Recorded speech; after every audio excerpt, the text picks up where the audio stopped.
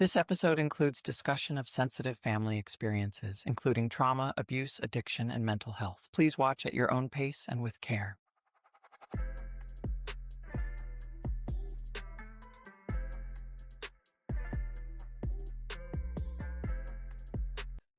Guys, welcome back. We are charging the way into 2026, and I felt as though it was going to be important to talk about some of the families that we impact and how, when you're working in the behavioral health space, it really is important to understand the nuances and the challenges that families face with being able to tell the truth and being able to stand in a room or on Zoom or in person with an individual and share some of the really darkest parts of what's going on in their family system and being able to ask for help. So I think it's twofold. It's one, opening up the secrecy, and two, it's allowing themselves to be vulnerable enough to ask for help.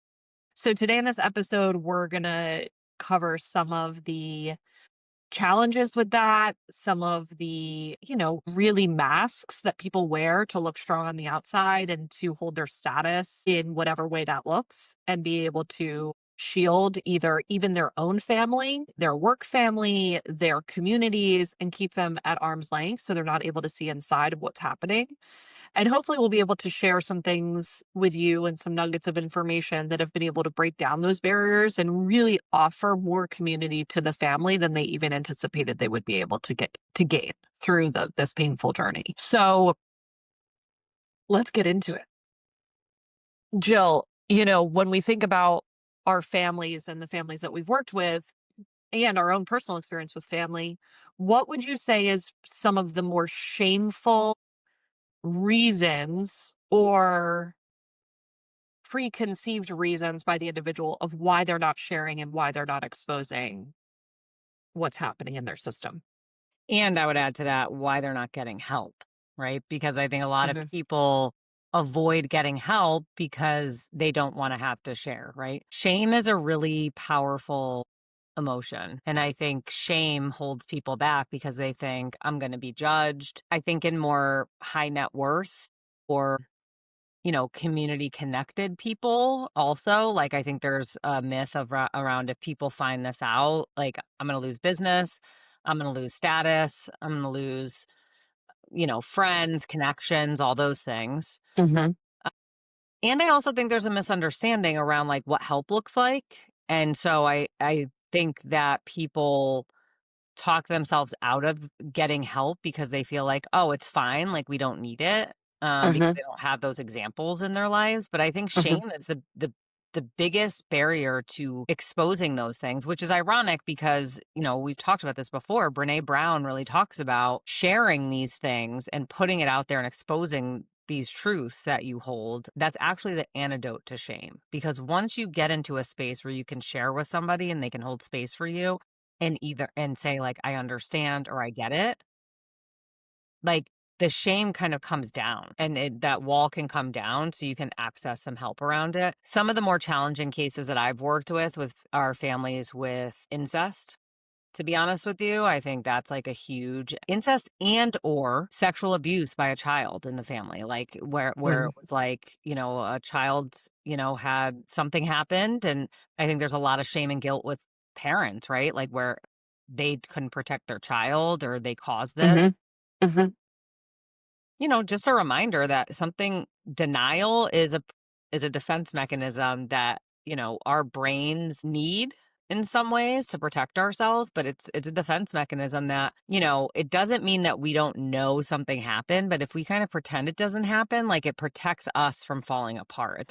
It protects our ego, right? And what are some of the ways that we've seen that the individual does end up seeking relief, right? So if it's protected and it's in secrecy, whatever it is, right? Yes, of course, sexual abuse, incest. Obviously, there's also things that aren't as, egregious that take place in a family system, whether it's just not being able to share in a certain way or feeling immense expectation. We've talked a lot about that in our episode with Justin Karate Oh, yeah. some months back. And so when we think about the maladaptive coping skills that end up the individuals end up capitalizing on because they don't feel another way out, then that compounds, right? The shame and guilt because there's this incident that took place and doesn't always have to be, but typically there's some sort of catalyst.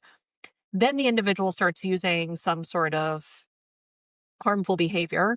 I mean, we could list a variety of them, addiction being one of them, but addiction to, you know, Cutting, cutting, sex and cutting, love, yeah, gambling, all of the anything things. to get And feel now differently. now it's compounded because now the family is struggling to say, "Well, I definitely don't wanna expose this, and then if I expose this, then that's also gonna be exposed." And it puts people in this bind where they kind of turn a blind eye and they allow their again, I mean, I think it goes back to the original kind of mantra that I always share with families, which is once the family has exhibited or has endured enough consequence, then they might actually take a step in a different direction. But I think both the families and the identified patient need to both have that equal experience where consequences need to outweigh the relief of how they've been operating as a system.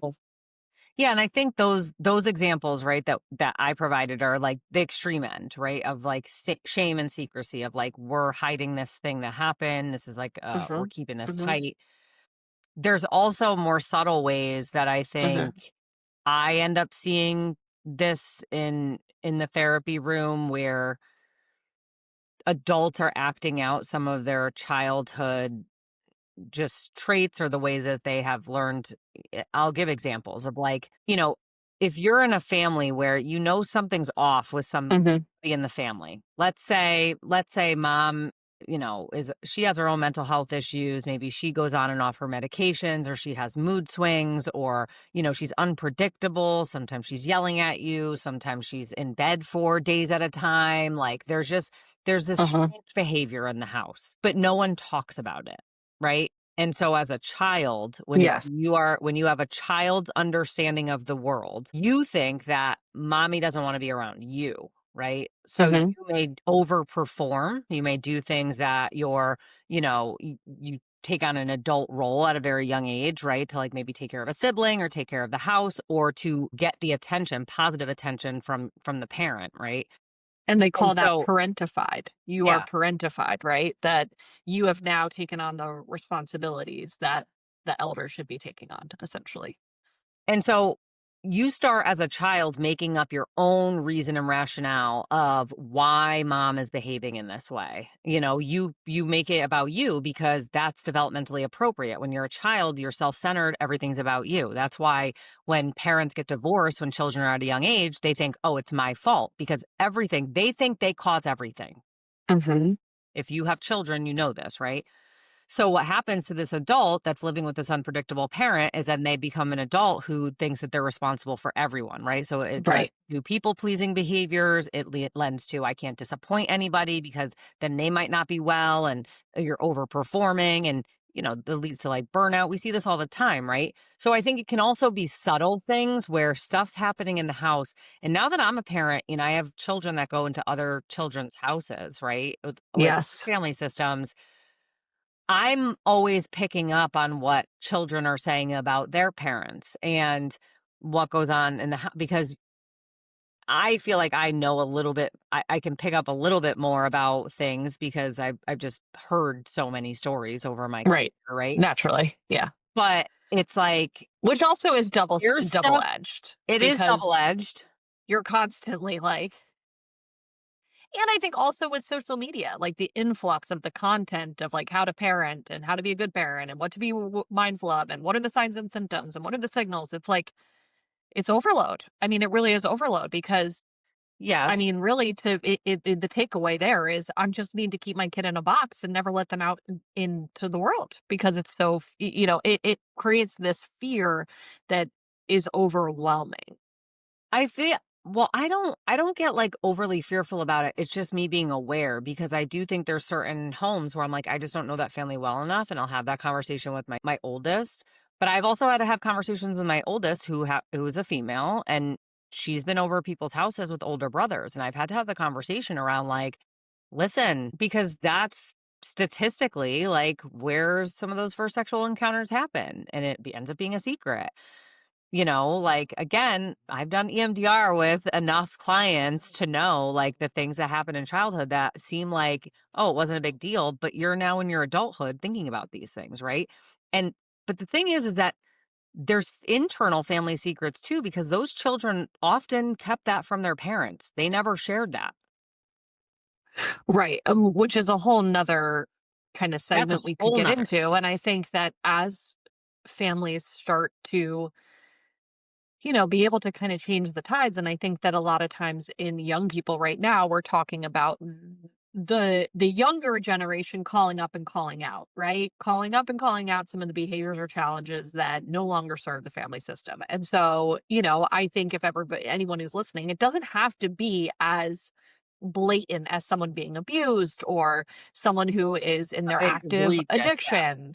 Right? Like, it doesn't have to be, but think about you sitting. I mean, we just came off the heels of the holiday season. So think about systems, dynamics, things that took place around the holidays, right? Everybody can probably pull out something that's like, oh, if we could actually address this a little bit more appropriately, our family could probably operate in a little bit of a healthier way, right? Anyone could probably name a variety of things that took place over the holidays. Whether it was shielding something from grandma, whether it was appeasing your parents, whether it was balancing, a messy divorce, whether it was trying not to, parent someone else's kid. I mean, a variety of different things can take place.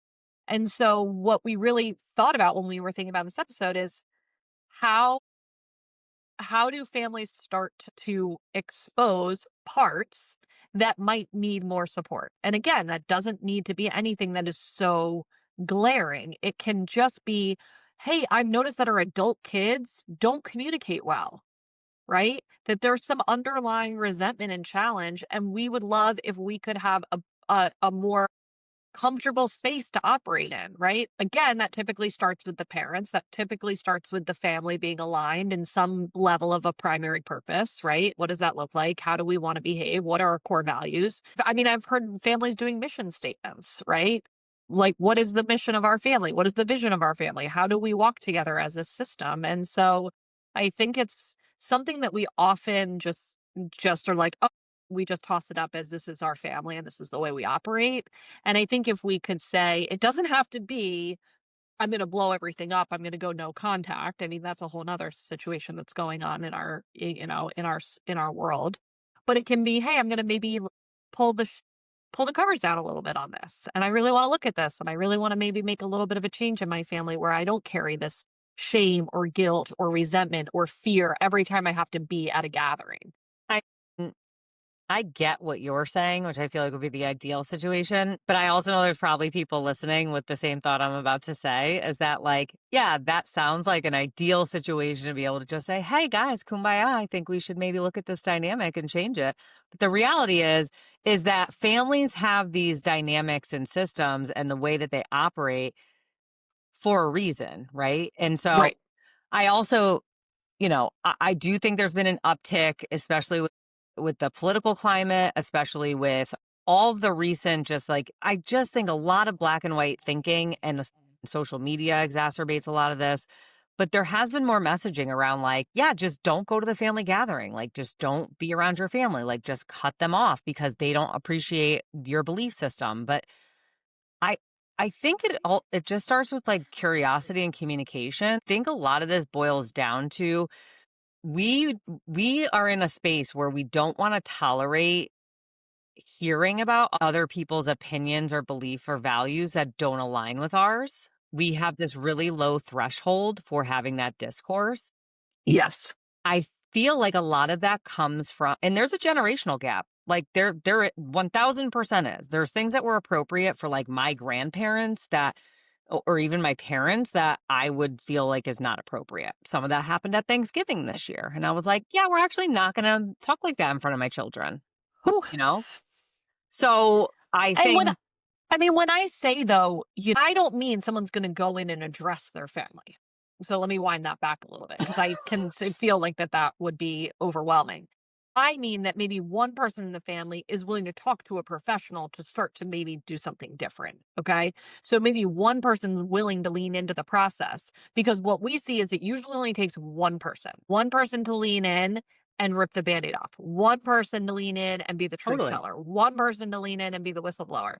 And then and I mean, Joel knows this. I tend to be the whistleblower, but, and I feel No like one's you are. surprised by that. You are too. But I think that when we actually are able to allow that person to say, yeah, your whole family may not be on board with this, but we can start to help you with your part, right? And each person has a part in the system. So that's really what I mean by that. Somebody being Well, willing to that's peek under the hood. the work that I do with clients around their family stuff. Because listen, my family's great, but my family has their shit.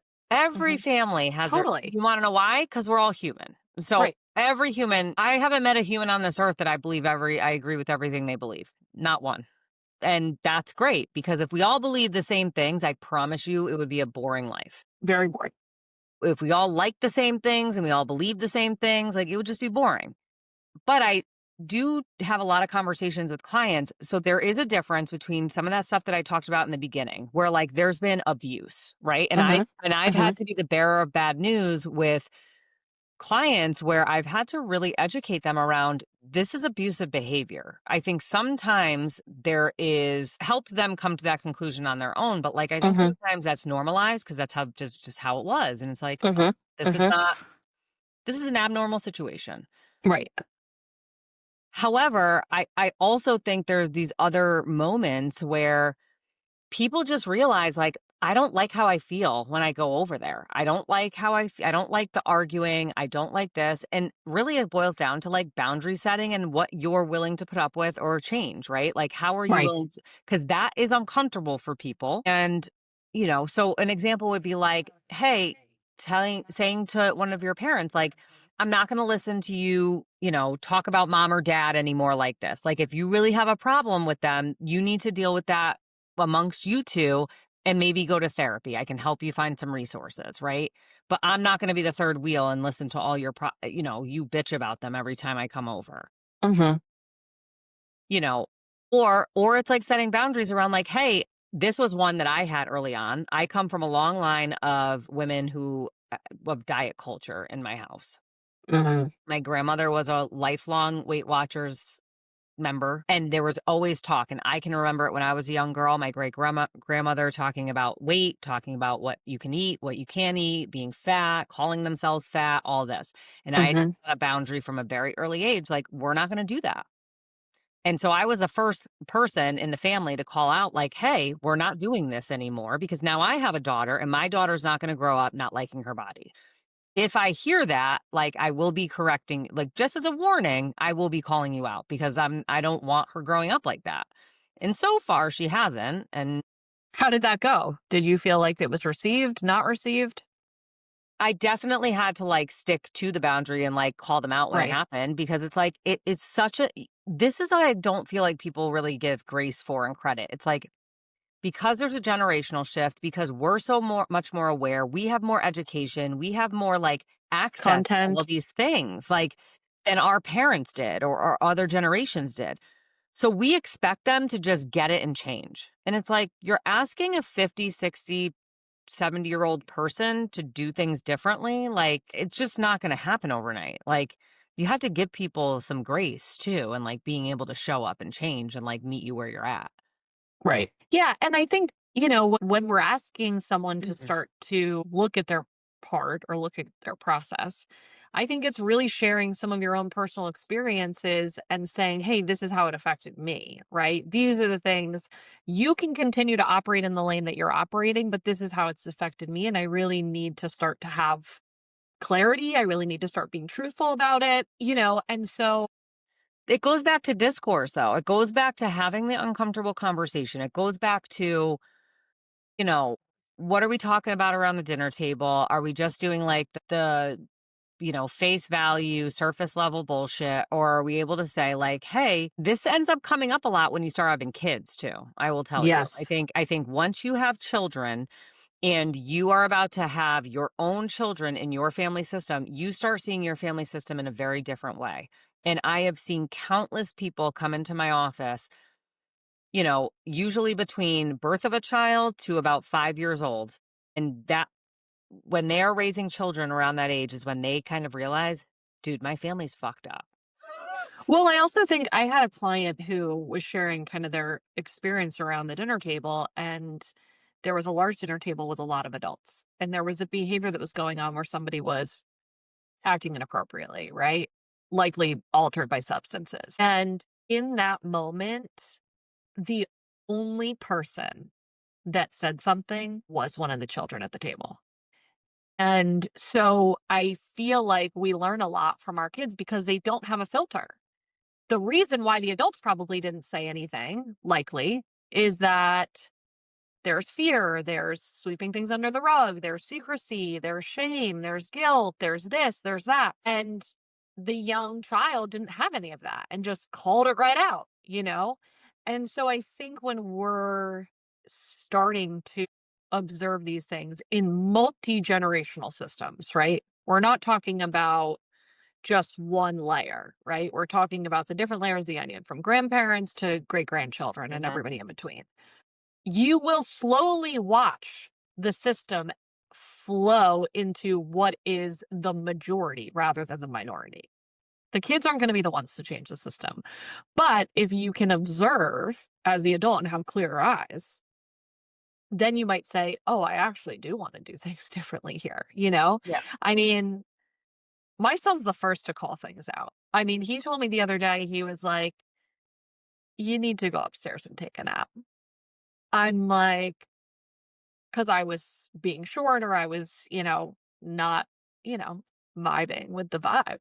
Like he was like, I'm done with you. And he's 3. Again, they pick up on energy, they pick up Well, on, that's the thing. behaviors.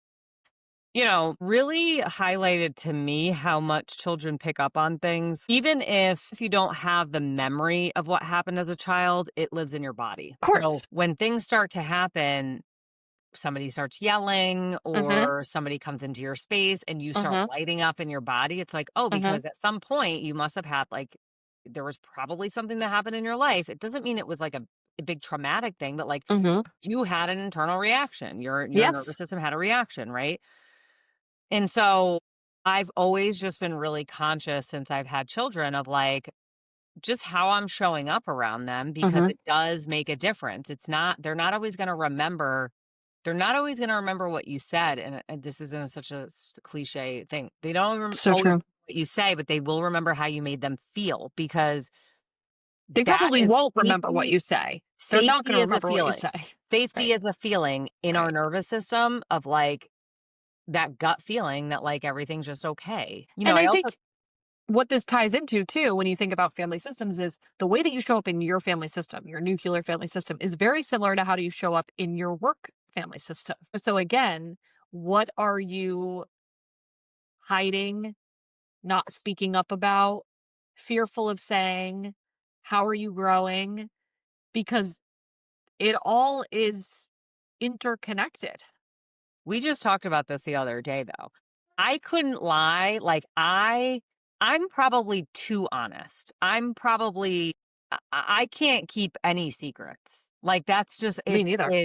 it's for me it's not a healthy thing. We talk about that a lot in the 12 step community like secrets keep you sick, right? But I'm probably just because it's how I process things too, like, I'm just always but with my kids, from a young age, like, I've always been open with them about what's going on, I talk to them about what's going on, I use age-appropriate language, obviously, I'm not talking to them like they're adults, but, like, they know the deal, they know to ask me questions about stuff, they know to like, they have language, I guess, of a therapist mother, I don't know, but things are not secrets. We don't keep secrets from them either.